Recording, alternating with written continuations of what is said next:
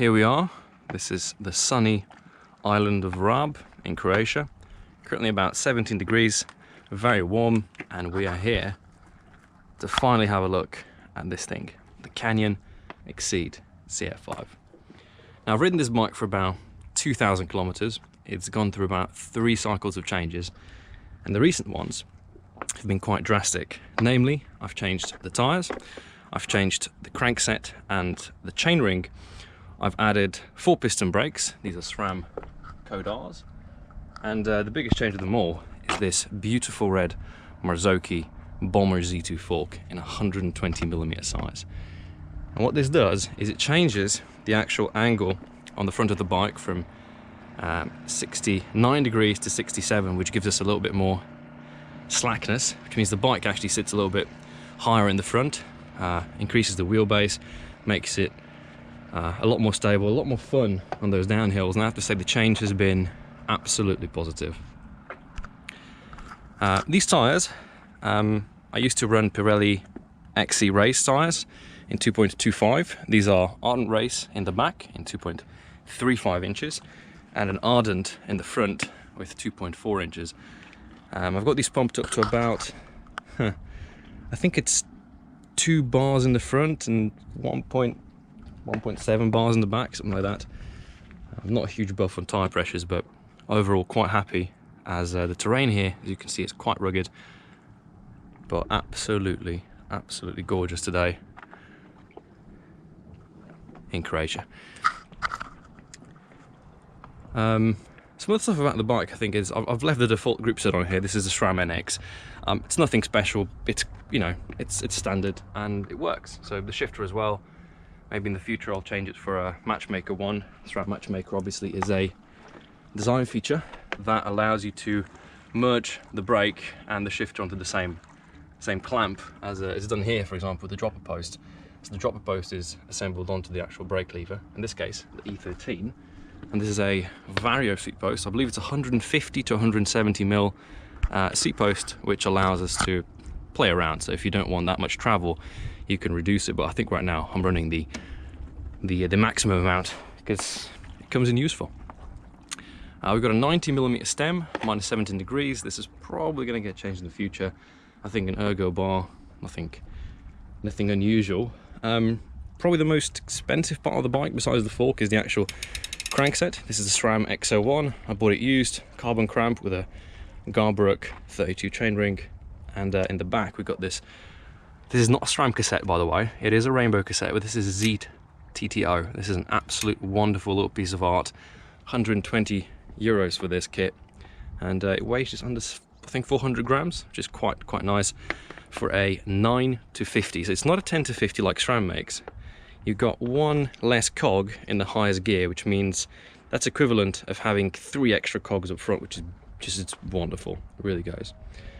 And a few of you might be able to notice that my chains are in fact wax, and what this means is if I run my fingers through the chain, you can see here there's, you know, there is a little bit of this wax that comes off, but it's absolutely clean, which means that traveling with a bike, cleaning the bike, the wax really makes a big difference. I think that's actually all for the bike. I don't know what else to talk about.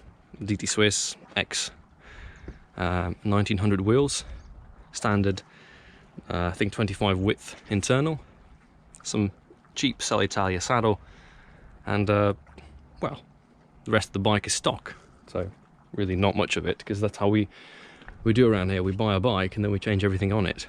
So the only thing left to change the frame, and then none of the bike will be left the same. But yeah, it's actually a wonderful day, so time to hit some trails and have a look what Rab has to offer. Let's go.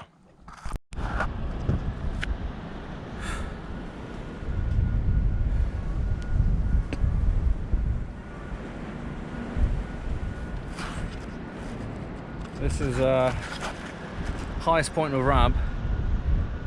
It's blowing about 30-40 kilometers an hour. It was absolute hell getting up here. The descent is about to be absolutely gorgeous.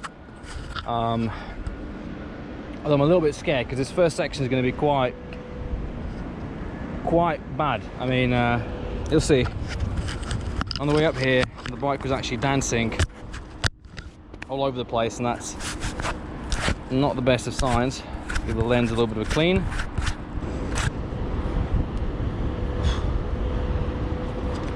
There's also a descent down here, but judging from how steep the regular bit was, and that's on road, I don't dare to even consider it as an option. I'll take a couple of more pictures here, just because it is absolutely gorgeous, but I have to stay out of the wind. Wow, it's freezing cold. It is mesmerising just how much. Whew, yeah, the wind's picking up here. So we're going to descend down here, down this road, and hopefully we don't freeze to death. So let me get my phone out real quick, take a couple of photos, because I'm not coming up here again in the near future. It is just absolutely, I can barely even hold the phone. That's how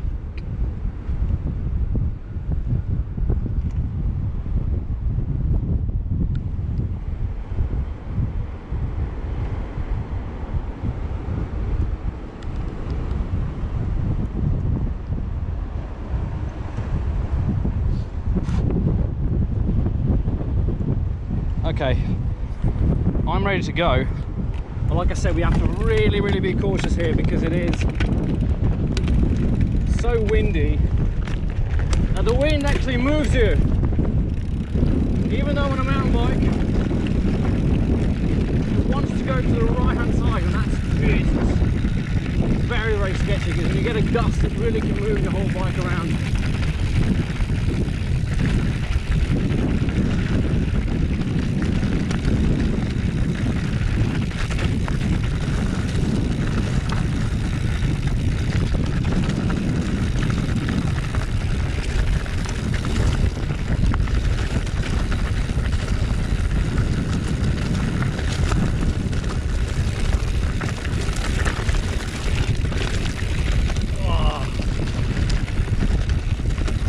It looks easy on camera, but trust me, this is not.